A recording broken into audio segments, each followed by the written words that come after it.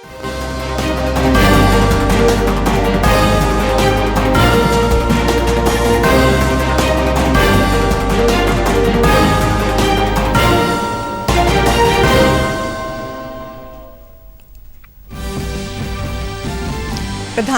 नरेंद्र मोदी ने अहमदाबाद में 20वें vibrant Gujarat global summit का किया शुभारंभ। मुख्यमंत्री भूपेंद्र पटेल ने प्रधानमंत्री का किया स्वागत।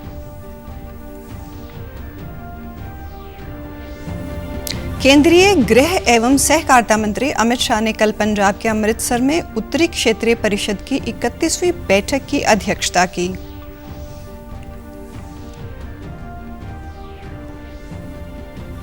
और हरियाणा के मुख्यमंत्री ने करनाल में सामुदायिक केंद्र में आयोजित जनसंवाद कार्यक्रम में बतौर मुख्य अतिथि शिरकत की। विभिन्न वर्गों के लोगों की समस्याएं सुनी और संबंधित अधिकारियों को उनके निपटाने के दिए निर्देश।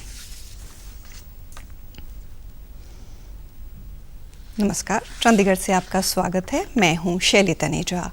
अब समाचार विस्तार से। प्रधानमंत्री नरेंद्र मोदी ने आज अहमदाबाद में वाइब्रेंट गुजरात ग्लोबल समिट के 20 वर्ष पूरे होने के उपलक्ष्य में आयोजित एक कार्यक्रम का शुभारंभ किया। अहमदाबाद के साइंस सिटी में आयोजित ये समारोह वाइब्रेंट गुजरात ग्लोबल समिट के 20 वर्षों के कामयाब सफर का उत्सव है। गुजरात के मुख्यमंत्री के तौर पर नरेंद्र मोदी ने इसकी शुरुआत की। आज ये एक प्रमुख वैश्विक कार्यक्रम बन चुका है। कार्यक्रम को संबोधित करते हुए पीएम मोदी ने वाइब्रेंट गुजरात को ब्रांडिंग नहीं बल्कि बॉन्डिंग का आयोजन बताया। पीएम मोदी ने कहा कि ये वो संबंध है जो उनके और गुजरात के नागरिकों और उनके सामर्थ्य से जुड़ा हुआ है। सफल समिट एक ब्रांड हो सकती है, लेकिन मेरे लिए ये एक मजबूत बॉन्ड का प्रतीक है। ये वो बॉन्ड है जो मेरे और गुजरात के 7 करोड़ नागरिकों से उनके सामर्थ्य से जुड़ा हुआ है। ये वो बॉन्ड है जो मेरे लिए उनके असीम स्नेह पर आधारित है। पीएम मोदी ने गुजरात के विकास में रोड़े अटकाने के तत्काल यूपीए सरकार के प्रयासों का जिक्र किया। पीएम ने कहा कि विदेशी निवेशकों को धमकाया जाता था, उसके बावजूद निवेशक गुजरात आए। गुजरात के विकास को भी राजनीति से जोड़कर देखते थे। केंद्र सरकार के मंत्री तब वाइब्रेंट गुजरात समिट में आने से मना कर दिया करते थे। सहयोग तो दूर की बात, वो रोड़े अटकाने में लगे रहते थे। विदेशी इन्वेस्टर्स को धमकाया जाता था कि गुजरात मत जाओ।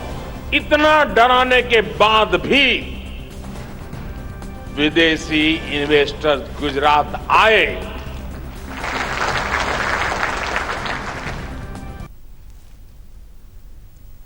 इससे पहले पीएम मोदी ने वाइब्रेंट गुजरात ग्लोबल समिट के 20 वर्ष पूरे होने पर आयोजित एक प्रदर्शनी का भी शुभारंभ किया और उसका अवलोकन किया। प्रदर्शनी गुजरात की विकास यात्रा पर आधारित है। वहीं पीएम मोदी ने साइंस सिटी जलीय गैलरी का भी अवलोकन किया। इस गैलरी में जैव विविधता और समुद्री जीव का नजारा होता है। ये गैलरी हमारे जलीय पारिस्थितिकीय तंत्र के गतिशील संतुलन को दिखाती है। पीएम मोदी ने इस गैलरी के अवलोकन को शिक्षाप्रद अनुभव बताया। इससे जलीय जीवन के संरक्षण की भी सीख मिलती है। प्रधानमंत्री नरेंद्र मोदी ने G20 यूनिवर्सिटी कनेक्ट के समापन समारोह को संबोधित करते हुए G20 शिखर सम्मेलन का जिक्र किया और कहा कि इस सम्मेलन में कुछ ऐसे फैसले लिए गए जो 21वीं सदी की पूरी दिशा को ही बदलने की क्षमता रखते हैं। पीएम मोदी ने कहा कि पिछले 30 दिनों में भारत की कूटनीति नई ऊंचाई पर पहुंची है। G20 से पहले दक्षिण अफ्रीका में ब्रिक्स सम्मेलन हुआ। युवा वहीं पर आगे बढ़ते हैं जहां ऑप्टिमिज्म, अपॉर्चुनिटीज और ओपननेस होती है। जिस तरीके से आज भारत आगे बढ़ रहा है, मैं आपसे यही कहूंगा, बड़ा सोचें, थिंक बिग। ऐसा कुछ नहीं है जिसे आप हासिल नहीं कर सकते। पीएम मोदी ने देश के युवाओं से 1 अक्टूबर को स्वच्छ अभियान में बढ़ चढ़कर हिस्सा लेने के साथ ही देश में बने उत्पादों को ज्यादा से ज्यादा उपयोग करने की अपील भी की। आग्रह करें दोस्तों, उन्हीं चीजों का इस्तेमाल करें, उन्हीं प्रोडक्ट को उपयोग करें जिसमें भारत की मिट्टी की खुशबू हो, जिसमें भारत के श्रमिकों के पसीने की महक हो। एक बार मेरे देश में बनी हुई चीजें मैं खरीदना शुरू करूंगा ना, तो आप देखना दोस्तों, हम इतनी तेजी से हमारा उद्योग व्यापार बढ़ेगा जिसकी आप कल्पना नहीं कर सकते। पीएम मोदी ने यह भी कहा कि देश में तेजी से बढ़ रहे निवेश की वजह से रोजगार के ढेरों अवसर युवाओं के लिए पैदा हुए हैं। इससे पहले पीएम मोदी ने रिमोट का बटन दबाकर G20 से जुड़ी 4 पुस्तकों का विमोचन भी किया। गौरतलब है कि G20 यूनिवर्सिटी कनेक्ट देश के युवाओं के बीच भारत की G20 प्रेसिडेंसी की समझ बनाने और विभिन्न G20 आयोजनों में उनकी भागीदारी बढ़ाने के उद्देश्य से शुरू की गई थी। इस कार्यक्रम में संपूर्ण देश के विभिन्न विश्वविद्यालयों के 1 लाख से अधिक छात्र शामिल हुए। केंद्रीय गृह एवं सहकारिता मंत्री अमित शाह ने कल पंजाब के अमृतसर में उत्तरी क्षेत्रीय परिषद की 31वीं बैठक की अध्यक्षता की। बैठक में पंजाब, हरियाणा और हिमाचल प्रदेश के मुख्यमंत्रियों, दिल्ली, जम्मू और कश्मीर और लद्दाख के उपराज्यपालों, चंडीगढ़ के प्रशासक, सदस्य राज्यों के वरिष्ठ मंत्रियों, केंद्रीय गृह सचिव, सचिव, अंतर्राज्यीय परिषद सचिवालय, सदस्य राज्य के मुख्य सचिवों और उत्तरी क्षेत्र के राज्यों और केंद्र शासित प्रदेशों और केंद्रीय मंत्रालयों विभागों के अन्य वरिष्ठ अधिकारियों ने भाग लिया। केंद्रीय गृह एवं सहकारिता मंत्री ने अपने संबोधन में कहा कि प्रधानमंत्री नरेंद्र मोदी के नेतृत्व में पिछले 5 सालों में क्षेत्रीय परिषदों की भूमिका सलाहकार से बदलकर एक्शन प्लेटफॉर्म के रूप में कारगर साबित हुई है। उन्होंने कहा कि प्रधानमंत्री के नेतृत्व में सरकार को नारकोटिक्स और आतंकवाद पर नकेल कसने में कामयाबी मिली है। उन्होंने कहा कि सीमा पर सुरक्षा व्यवस्था चाक चौबंद करने के प्रति मोदी सरकार कटिबद्ध है। जल्द ही हमारी सीमाओं पर एंटी ड्रोन प्रणाली की तैनाती होगी। गृह मंत्री ने उत्तरी क्षेत्रीय परिषद के सभी सदस्य राज्यों से पानी के बंटवारे संबंधित आपसी विवादों को खुले मन और आपसी विचार विमर्श से सुलझाने का अनुरोध किया।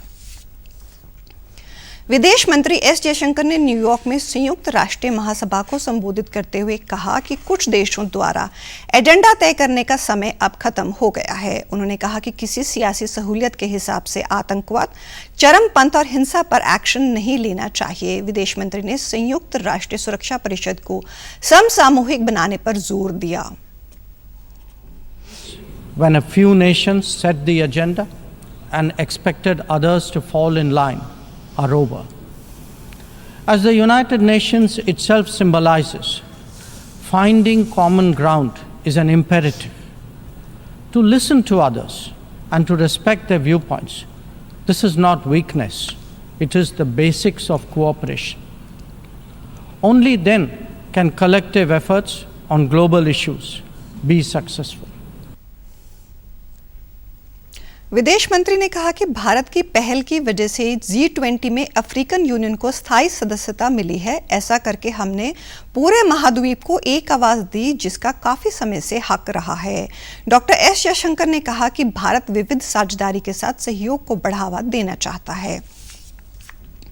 हरियाणा के मुख्यमंत्री मनोहर लाल ने कल देर शाम करनाल में सामुदायिक केंद्र में आयोजित जन संवाद कार्यक्रम में बतौर मुख्य अतिथि शिरकत की। करनाल विधानसभा क्षेत्र का ये 19वां जन संवाद कार्यक्रम था। इस क्षेत्र में 7 जन संवाद कार्यक्रम होने हैं।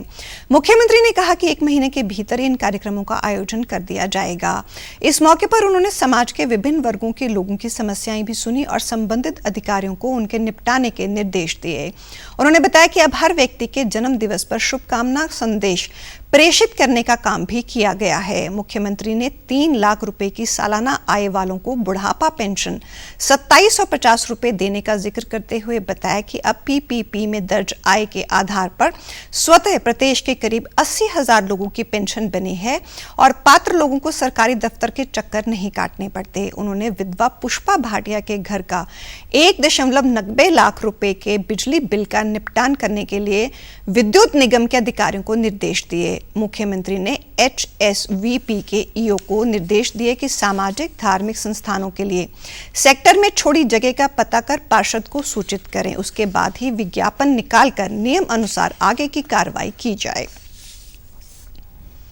हरियाणा के राज्यपाल बंडारू दत्तात्रेय ने कल करनाल में वहेड़ी गांव में आयोजित किसान संगोष्ठी के दौरान किसानों से संवाद किया और उनकी समस्याएं सुनी। इसके बाद उन्होंने खेतों में जाकर धान की सीधी बिजाई की तकनीक का अवलोकन किया। एक पत्रकार वार्ता में उन्होंने कहा कि भारतीय कृषि अनुसंधान परिषद और निजी कंपनी के सहयोग से यहां धान की सीधी बिजाई की प्रदर्शनी प्लांट लगाया गया है, जो किसानों के लिए एक मॉडल है। राज्यपाल ने कहा कि धान की सीधी बिजाई की तकनीकी किसानों के लिए काफी फायदेमंद है। इससे खेती में लागत कम आएगी और साथ ही पानी की भी बचत होगी। उन्होंने कहा कि प्रधानमंत्री ने भी किसानों की आय बढ़ाने के लिए नए नए प्रयोग अपनाने की बात कही है। बढ़ाने के लिए और प्रगतिशील किसानों की सामने आ रही समस्याओं को समाधान देने के लिए एक नई जो है तकनीकी के साथ आगे आए और इस जो है तकनीकी के बारे में मुझे बताया गया है। इससे जो है बकेरी रोग से लेकर श्रम की कमी तक इसकी जो है लाभ होती है। इसलिए प्रधानमंत्री जी ने किसानों को आय बढ़ाने के लिए, उनकी आय को दुगना बढ़ाने के लिए उन्होंने नए नए जो है प्रयासों को शुरुआत करने के लिए कहा। कृषि अनुसंधान परिषद के जेनेटिक विभाग के अध्यक्ष डॉक्टर गोपाल कृष्णन ने कहा कि किसानों तक धान की उन्नत तकनीक पहुंचाने के लिए उन्होंने एक निजी कंपनी के साथ समझौता किया है। सीधी बिजाई में खरपतवार एक बड़ी समस्या है और इसके लिए हम एक नई तकनीक लेकर आए हैं, जिसका धान पर स्प्रे करने से ये समस्या समाप्त हो जाती है और फसल पर भी कोई दुष्प्रभाव नहीं पड़ता। कंपनी के क्षेत्रीय अधिकारी ने कहा कि धान की सीधी बिजाई में मजदूरी भी कम लगती है। आज विश्व पर्यटन दिवस है। दुनिया भर में पर्यटन और हरित निवेश के थीम के साथ विश्व पर्यटन दिवस मनाया जा रहा है। इसका उद्देश्य पर्यटन के महत्व, सामाजिक, सांस्कृतिक, राजनीतिक और आर्थिक मूल्यों पर अंतर्राष्ट्रीय समुदाय के बीच जागरूकता को बढ़ावा देना है। विश्व पर्यटन दिवस पर पर्यटन मंत्रालय ने एक अनोखी पहल करते हुए दिल्ली मेट्रो में मेट्रो ट्रेन रैप और मेट्रो ट्रेन पैनल में ट्रैवल फॉर लाइफ और इनक्रेडिबल इंडिया का अभियान शुरू किया। ये अभियान आज से एक महीने के लिए दिल्ली मेट्रो की येलो और ब्लू लाइन पर ट्रेन में चलेगा। आज द्वारका सेक्टर 21 मेट्रो स्टेशन पर पर्यटन राज्य मंत्री अजय भट्ट ने हरी झंडी दिखाकर ट्रेन को रवाना किया। जो प्रधानमंत्री जी का एक मिशन है कि इंसान को, मनुष्य को, पूरे यूनिवर्स को देखना चाहिए। अभी हम भारत में हैं, हम कहें यहाँ देखिएगा, कितने अच्छे स्लोगन लिखे हुए हैं कि कुछ न कुछ नई चीजें सीखनी है। G20 में आपने देखा उन लोगों का भी इसमें सहयोग है। पूरे विश्व लेवल पर ट्रेवल फॉर लाइफ जो है मिशन, जो यहाँ से हमने दिया है, उसको सभी ने एडॉप्ट किया है। और अब पेश हैं खबरें फटाफट।